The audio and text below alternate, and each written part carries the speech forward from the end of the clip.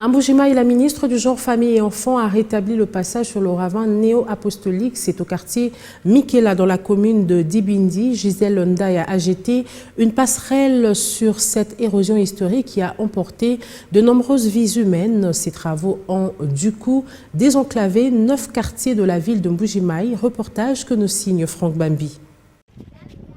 Depuis 2 décennies, traverser le ravin néo-apostolique était un exercice à haut risque.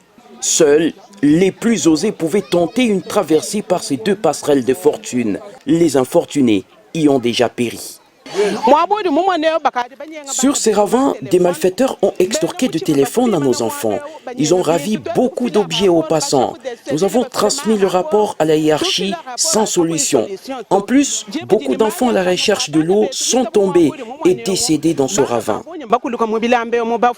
Cette situation macabre n'a pas laissé indifférente la ministre du Genre, Famille et Enfants. Pour soulager la souffrance de ses compatriotes enclavés dans une dizaine de quartiers de la commune de Dibindi, Gisèle Ndaye Luseba, sur fonds propres, décide de construire un dallot et des glissières en vue de canaliser les eaux et du coup améliorer le passage sur ce ravin. Dans le gouvernement actuel dirigé par le chef du gouvernement, Samalou Kondé, il y a environ 7 ministres du Kasaï oriental qui n'ont jamais songé à ça.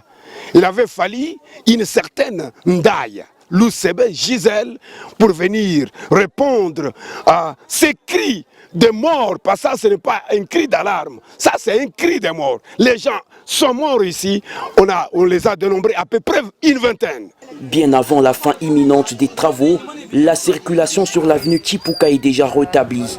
Un motif de satisfaction non seulement pour les usagers, mais aussi pour le représentant de la bienfaitrice.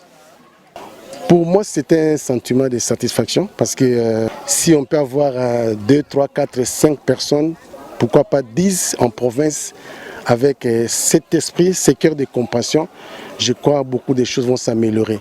La reprise du trafic sur le ravin néo-apostolique va à coup sûr contribuer à la lutte contre la criminalité dans cette partie de la ville de Mbujimaï.